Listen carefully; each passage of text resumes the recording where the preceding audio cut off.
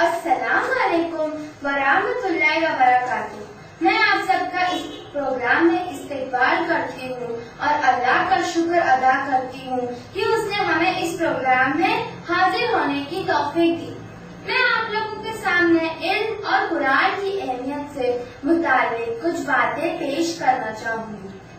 اللہ کی پہلی وحی جو آپ صلی اللہ علیہ وسلم پر اتری، قرآن کی پہلی آیت جو دنیا میں نازل ہوئی، اقرأ بسم ربک الذی خلق خلق الانسان من علق اقرأ وربک الاکرم الذی علم بالقلم علم الانسان ما لم یعلم۔ پڑھو اے نبی اپنے رب کے نام کے ساتھ جس نے پیدا کیا، جمع میں خون کے ٹکڑے سے انسان کی تخلیق کی۔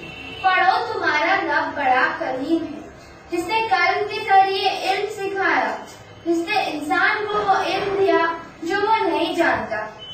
آپ سب ورڈ پڑھو پر غور کریں۔ اللہ پہلے ہی ہمیں پڑھنے کی اہمیت سے آگاہ کر رہا ہے اور ساتھ ہی یہ بتا رہا ہے کہ کس طرح اس نے ہمیں ایک حقیر خون کے ٹکڑے سے پیدا کیا اور علم عطا کر کے کتنے اونچے مقام پر فائز کر دیا۔ آج کے اس ترقی کے دور میں انسان نے بڑی بڑی اونچائیوں کو چھو لیا ہے۔ ذہن کا بھی جو سوچ نہیں سکتا آج انسان نے وہ کر کے دکھا دیا ہے۔ آج ہر کوئی اپنے بچے کو ڈاکٹر، انجینئر یا MBA بنانا چاہتا ہے۔ کیوں؟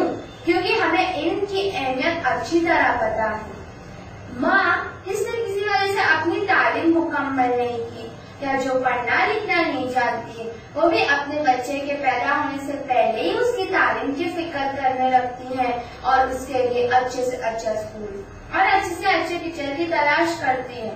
میں آپ سب کا دھیان اس آیت کے طرف ہونا چاہوں گی جس میں اللہ نے قلم کی اہمیت بیان کی اور کہا ہم نے انسان کو علم سکھایا قلم سے۔ آج ہم سب جانتے ہیں کہ تعلیم کا ذریعہ کتابیں ہیں جو قلم کے ذریعے لکھی جاتی ہے۔ آج کے اس الیکٹرانک دور میں کتابیں چاہے الیکٹرانک فارم میں کیوں نہ لکھی گئی ہو، مگر وہ بھی کسی نہ کسی فارم میں لکھی تو گئی ہے۔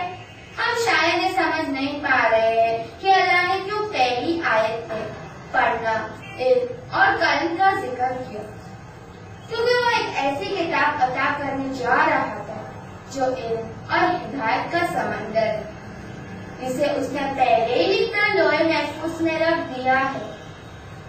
وہ کتاب قرآن ہے جسے اس نے پہلے ہی لکھ کر لوح محفوظ میں رکھ دیا ہے، جسے پاک لوگ ہی چھوتے ہیں۔ پھر میں آپ کو اس بات پر غور کرنے کے لیے کہوں گی کہ سوچیں کس طرح اللہ چاہتا ہے کہ ہم قرآن کو پڑھیں اور سمجھ کر پڑھیں، ورنہ قرآن شاید ہی اس آیت سے شروع ہوتا جس میں علم اور قلم کا ذکر ہوتا ہے۔ ذرا سوچو، دنیا میں ہدایت کا کام نبیوں کو دیا گیا، جب قومیں گمراہ ہوئی اور کتابیں بدلی گئی، نبی ہدایت کے لیے آئے۔ یہ سلسلہ آخر کس کتاب پر ختم ہوا اور کس کتاب کو یہ شرف حاصل ہوا کہ وہ نبیوں کے اس سلسلے کو آگے بڑھائے؟ قرآن، اور صرف قرآن کو یہ شرف حاصل ہوا ہے۔ اور ایک بات، اللہ نے کیوں قرآن کی حفاظت اپنے ذمہ رکھی؟ وہ کیوں نہیں چاہتا کہ کوئی قرآن کو بدل دے جیسے پہلے قوموں نے کی؟ کیا وجہ ہے اس کی حفاظت اپنے ذمہ رکھنے کی؟ اور کچھ نہیں، کیونکہ اللہ نے قرآن کو محمد صلی اللہ علیہ وسلم کے بعد ہدایت کا ذریعہ بنایا ہے۔ مگر کیا ہم صحیح میں قرآن سے ہدایت حاصل کر رہے ہیں؟ ہم وہ خوش قسمت قوم ہیں جس کو یہ کتاب نصیب ہوئی۔ آج تک نبی لوگوں کے پاس جاتے اور سمجھاتے، مگر ہم کو خود قرآن کے پاس جا کے اس کا فضل حاصل کرنے کا شرف حاصل ہوا ہے۔ میں یوں کہوں گی کہ آج تک کنواں پیاسے کے پاس جاتا، مگر یہاں برابر پیاسا کنویں کے پاس جا رہا ہے۔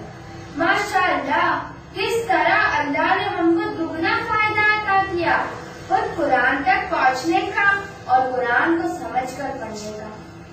میں آپ لوگوں سے صرف یہی کہنا چاہوں گی کہ ہم نے علم کی اہمیت کو اچھی طرح سمجھ لیا ہے، اسی لیے ہم بچوں کو اچھی سے اچھی تعلیم کسی بھی قیمت پر دلانے کے لیے تیار ہے۔ دنیا کے تھوڑے سے فائدے کے لیے ہم وقت سے لے کر دولت تک خرچ کرنے کے لیے تیار ہیں، مگر افسوس جس علم کو حاصل کرنے کے لیے قلب کو بنایا گیا اس کی اہمیت شاید ہمارے نظر میں کچھ بھی نہیں ہے۔ ہم سمجھتے ہیں اس سے کیا حاصل ہوگا، نہ ہمارا کریئر بن سکتا ہے نہ ہماری دنیا سنور سکتی ہے۔ سوچو ہم اللہ سے کتنی بڑی ناراضگی مول لے رہے ہیں، جو ہر چیز کا مالک ہے، جس نے علم عطا کیا ہم اسی کے بعد سے انکار کر رہے ہیں، جس نے قرآن کو عطا کر کے ہم پہ ایسا کرم کیا جو کوئی ذہن نہیں سمجھ سکتا۔ اس لیے اللہ کہتا ہے اقرأ وربک الاکرم، اللہ بڑا کریم ہے۔ آخر میں یہ کہوں گی کہ ہمیں ایک ایسا موقع نصیب ہونے جا رہا ہے جس کا ہمیں پورا فائدہ اٹھانا ہے۔ قرآن ہم ان لوگوں سے سیکھنے جا رہے ہیں جنہوں نے اپنی ساری زندگی قرآن کو سیکھنے سکھانے میں لگا دی۔ اگر ہم دنیا کے علم کے لیے سب کچھ مینج کرنے کے لیے تیار تو قرآن کے لیے ہم ہفتے میں کچھ وقت مینج کیوں نہیں کر سکتے؟ قرآن کی فضیلت کو سمجھنے کا ہمیں سنہرا موقع نصیب ہونے جا رہا ہے۔ اس پر میں اپنی پوری بات کر رہی ہوں اور اللہ سے دعا کرتی ہوں کہ وہ ہمیں ہدایت بخشے۔ آمین۔